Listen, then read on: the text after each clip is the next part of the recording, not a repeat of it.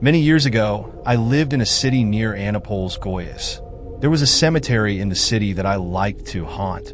Many people might find it a bit sickening spending time in cemeteries, but it was a quiet place where I found peace. One night, I convinced a friend to go to the cemetery just to pass the time. After 2 beers, we went to the cemetery. It was a rather eerie place, even during the day a little creepy. Tombstones sticking out of the ground, some snakes crawling around the place, some very old tombstones. Well, I didn't know what part of the cemetery I was in, but it was really weird. We were shining our flashlights on the tombstones to see people's names and dates of birth and death, when my friend suddenly stopped where he was. "What's wrong? Is there a problem?" I asked. He declared with his arm, pointing to a woman who was standing further ahead. She was dressed in a robe with a hood covering her head. You could tell it was a woman by the shape of her body, but this one didn't look like a normal woman. She glided past us.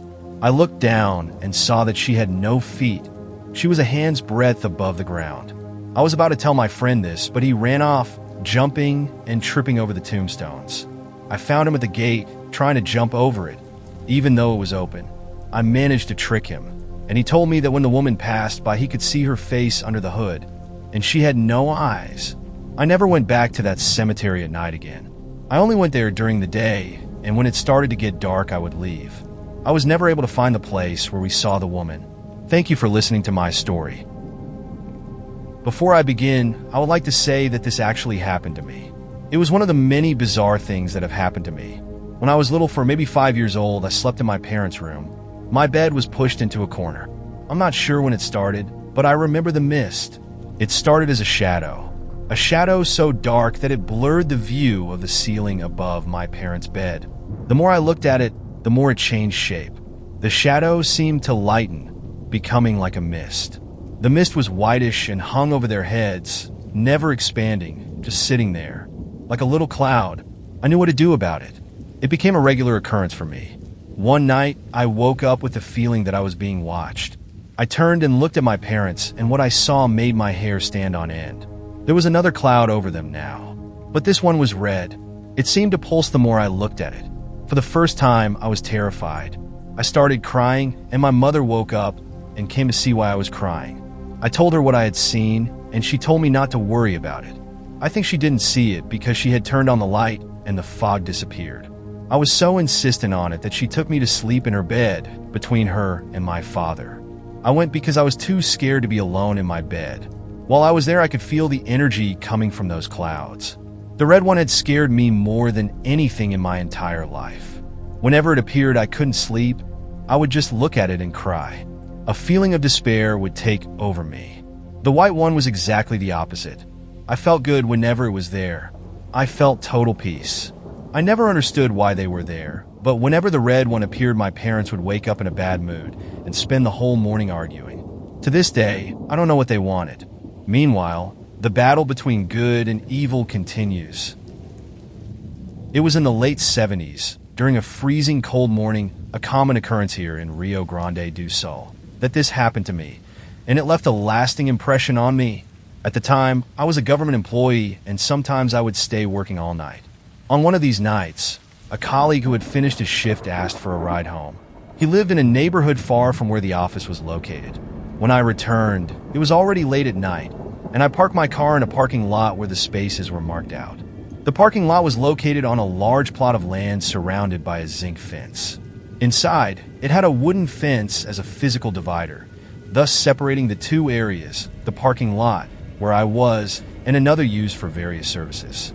The wooden fence did not cover the entire space, being about 30 centimeters above the ground, so that whoever was in the parking lot could see the feet of whoever was on the other side and vice versa.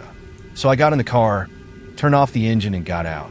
As soon as I started walking towards the exit, I clearly felt that I was being watched. Where I had left the car, the street light was out, and I had to walk another 30 meters to reach another illuminated part of the lot. Instinctively, I looked at the dividing fence, realizing that someone was walking in the same direction as me, but on the opposite side. I found the company strange.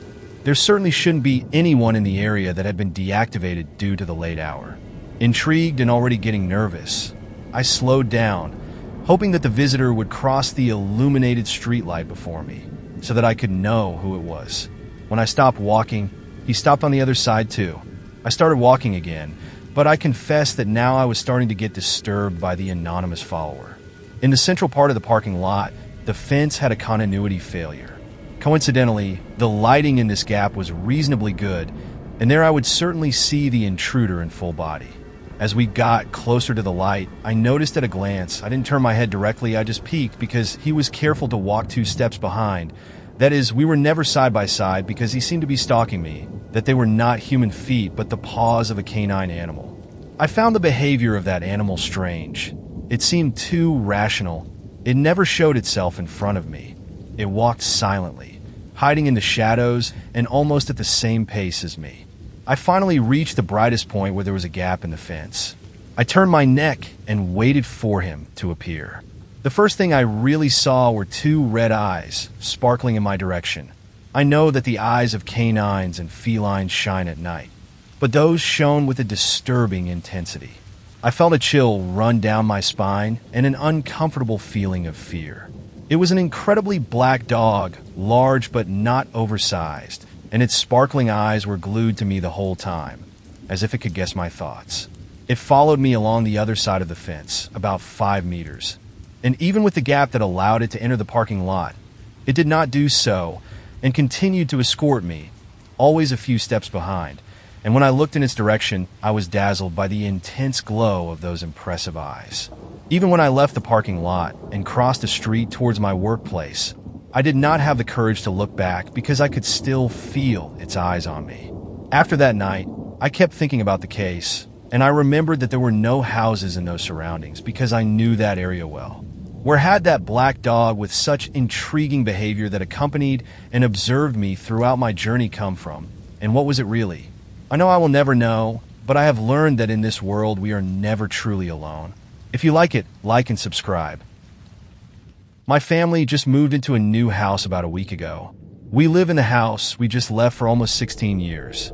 We rented it, but my father decided it was time to buy a house. And after saving up a good amount of money and getting a loan, he was able to buy this house where we live now. Even though I now have a room all to myself and no longer have to share a room with my sister, I will miss the other house, despite some scares I had there. And that's what I would like to record here. The other house where we lived had 3 bedrooms. One for my parents, one for my brother, and one for my sister and me. But the room that was my sister and me's was actually a garage that was converted into a bedroom. And since it was more spacious, it was left for my sister and me. Anyway, let's start now with the paranormal things that used to happen in that house now. Sometimes at night, I could hear whispers in my room. My sister has always been a very heavy sleeper and never heard anything. But I would always fall asleep, and after an hour or 2, I would wake up to hear whispers in my room. I could never make out exactly what they were saying, and they were very low, but I could tell that they were 3 different voices. 2 were male, and 1 was female. It never really scared me. I didn't always hear the whispers, but when I did after a few months, I had gotten used to them, and they never seemed very threatening to me. One night something happened that really scared me. My sister had gone to spend the night at a friend's house from school, and I was alone in my room. That night, because it was warm, I wasn't completely wrapped up in my covers, so my leg was exposed. In the middle of the night, I woke up again to hear the whispers. But after about 10 minutes, the whispers disappeared. My room became very quiet. I didn't think anything of it and decided to try to sleep again. When I closed my eyes, I felt someone grab my leg. I was so scared that I couldn't scream, move, or do anything. I just stood there feeling that hand, holding the calf of my leg. It wasn't a strong grip that hurt or anything, but it was someone holding my leg. In that room, because it had been a garage, has a lower floor than the rest of the house. So there are 2 wide wooden steps leading from the door to the ground. And these steps weren't in very good condition at the time. They were a little rotten and would creak if someone stepped on them. My sister wasn't there, and no one came into my room, or I would have heard the steps creak. A little over a minute later, I felt the hand slowly let go of my leg. I was already sweating cold with fear at that point, and I still couldn't move because I was so scared. A little after that, the whispers started again. I don't know if it was because I was so scared, but I fell asleep shortly after. I almost passed out. After that day, I said I wanted to switch rooms with my brother, and since my room was bigger, it wasn't hard to convince him to switch rooms. My sister didn't really care which room it was, so everyone was happy. My brother never complained about anything strange in his new room. He never mentioned whispers at night or anything else.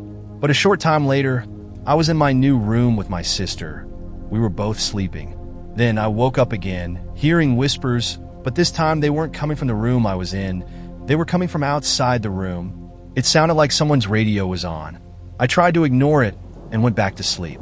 This happened a few more times, until one night I woke up hearing the whispers again, coming from outside the room. I decided to get up to see where they were coming from, and when I got to the hallway, I saw that they were coming from my old room. And when I got closer, I could make out some of the words they were saying. Come back, don't leave us, don't leave me, and some things like that. Now, whether it was me or had to do with the fact that I had moved to a different room, I don't know, but I started to dislike walking past it, much less going into my brother's room. In this new room, nothing happened for a long time. It was only after I started college that some things started to happen, little things that changed places. I had a shelf with an image of Our Lady that my grandmother had given me. It was turned away from the shelf, facing the wall on the other side of the room. That was its normal position. But sometimes I would wake up in the morning and it would be turned to the side, facing the window. I also have a collection of plastic teddy bears, the cuddle ones, that I like to leave in a certain order, clinging to my stereo and on top of the computer. Each one has its own specific place. And sometimes when I entered the room after arriving, I had left college. None of them were in their place. They were all scattered around the room, either piled up in some corner or all thrown under my bed. If you knew my sister, you would know that there was no way it could have been her. She never touches other people's things without asking, and she doesn't throw tantrums. She's very nice. And I'm sure it wasn't her who kept touching my things and moving everything around. And the same thing happened with the photos in the living room. In the last 6 months that we lived there, I started hearing voices and whispers again around the house, and also some unexplained sounds. I also had a feeling that I wasn't alone when I should have been. I had already been to some places, friends' houses, public places where I felt these presences, these spirits, but I had never felt anything at home, except in these last 6 months. One night, around 8 o'clock, I was in my room. So I went out and went to the kitchen to get a glass of water. And as soon as I walked in, it was like I had fallen into a completely different environment. You can feel when there is someone else in the same room as you. And at that moment, even though I couldn't see anyone else, I knew I wasn't alone. In my head, I saw a flash of an image of a woman in her early 30s, leaning against the sink, looking out the window. I picked up my glass of water.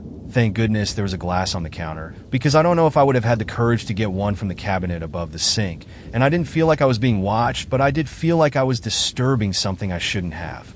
Whenever I heard the voices in the house, I was almost always alone and in the shower.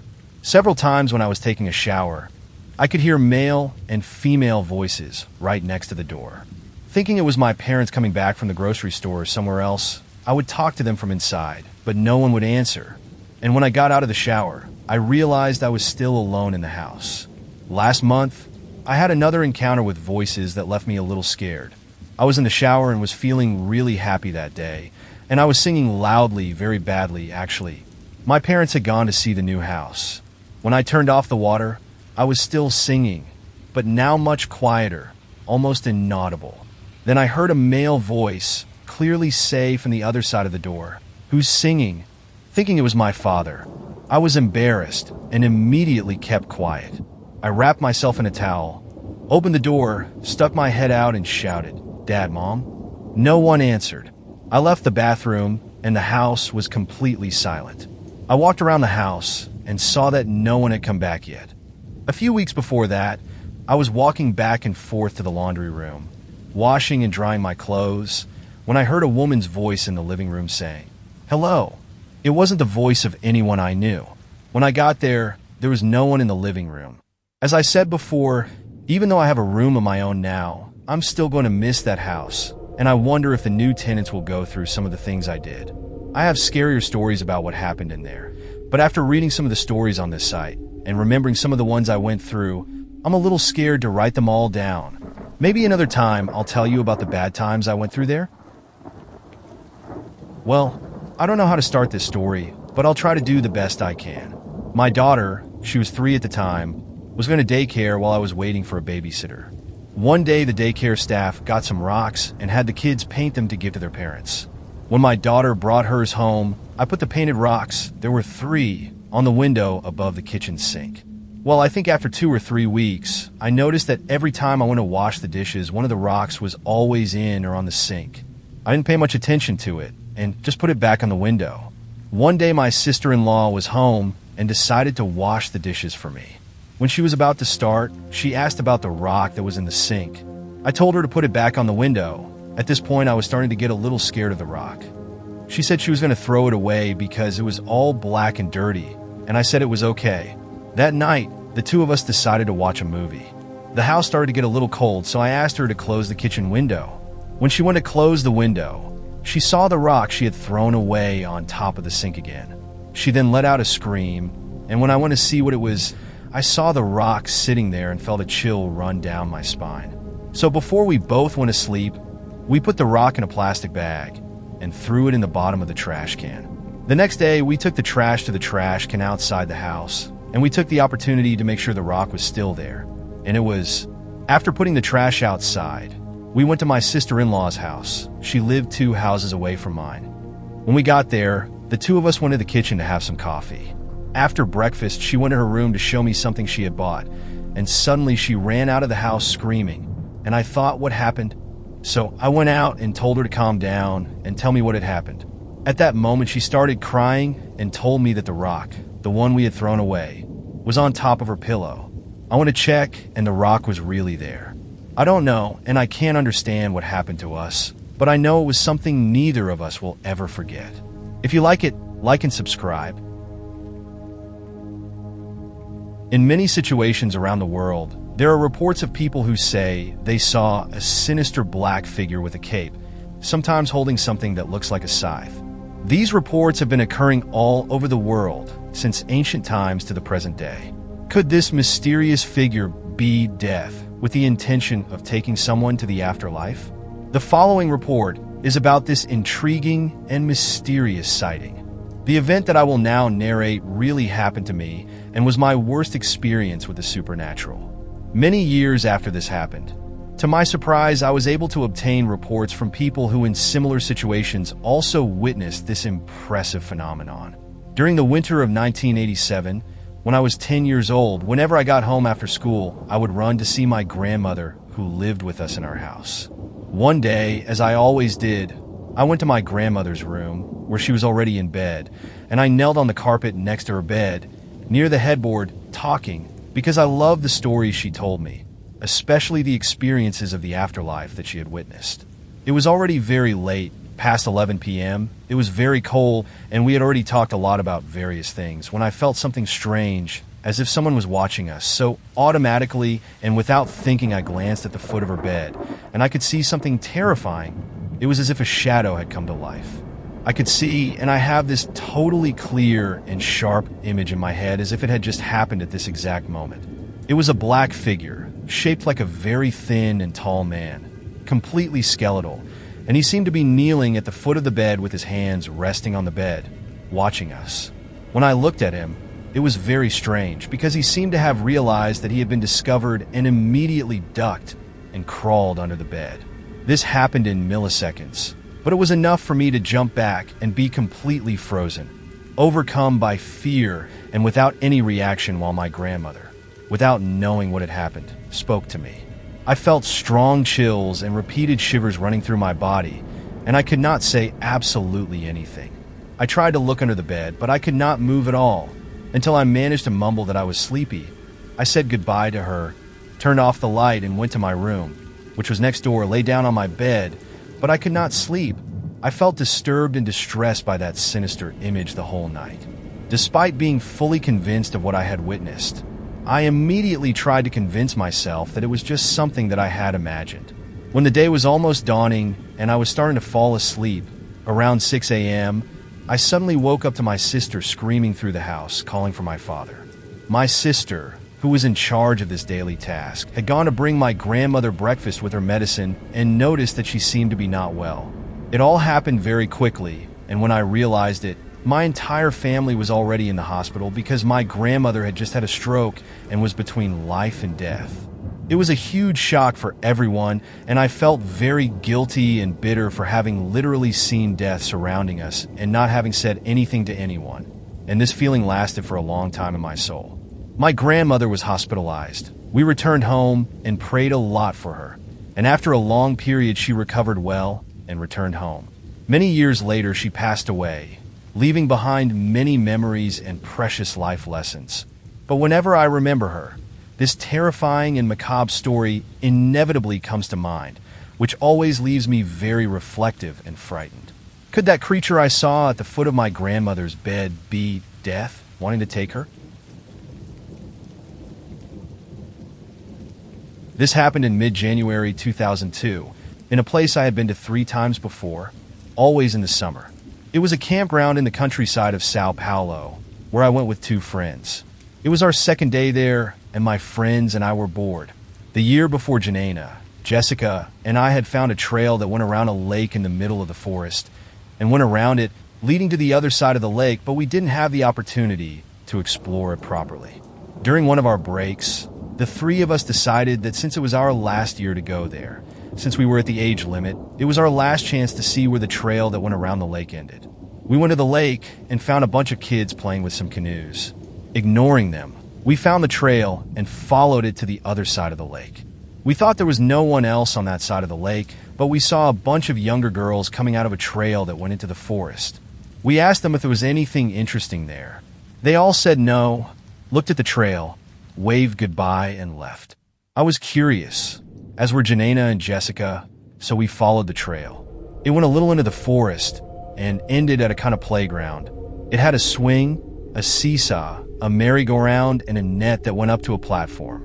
We messed around there a bit and took pictures of each other.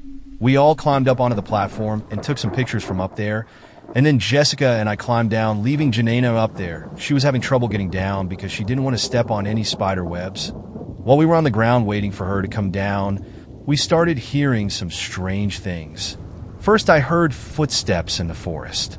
2 footsteps, then stopped, then 2 more, and then stopped again. Then Jessica heard it.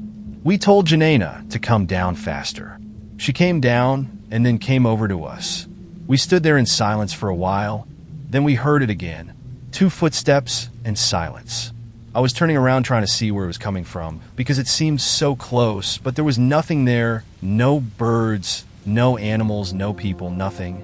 We got out of there really quickly and went back to the clearing that surrounded the lake. For me, it was already too much adventure for one day, but Janena and Jessica were feeling adventurous. There was no one else at the lake, so I figured people were already going back to lunch. I told them that maybe we should go back to lunch too. I was starting to feel a little panicky, but they both wanted to keep going. We found another trail that went into another part of the forest, further away from the camp, and we started following it. I really didn't have a good impression of this trail. The further we went into the forest, the worse it felt. We followed it until we found a pile of black garbage bags piled up on one side of the trail. We made some silly jokes and laughed a little nervously as we walked around them and continued following the trail. We arrived at a small clearing, and there we saw something very strange.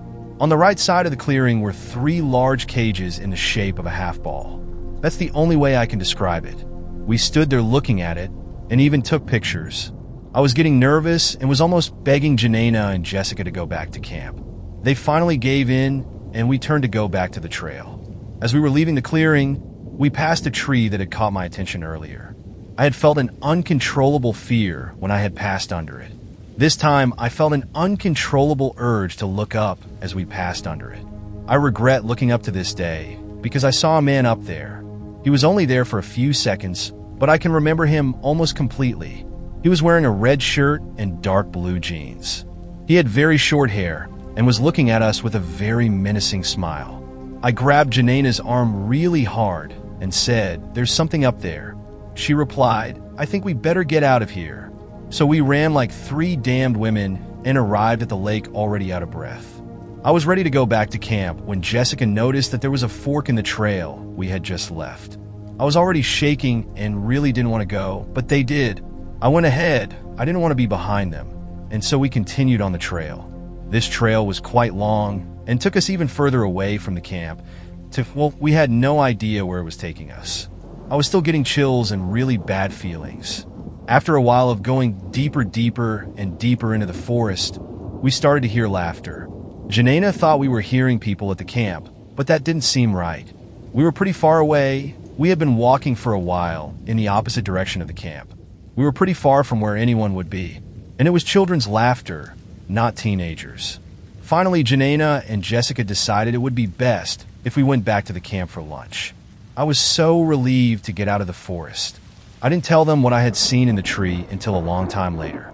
And months later, I talked to Jessica about the laughter we heard, and we decided that there really must be something mysterious on the other side of the lake at that camp. If you like it, like and subscribe.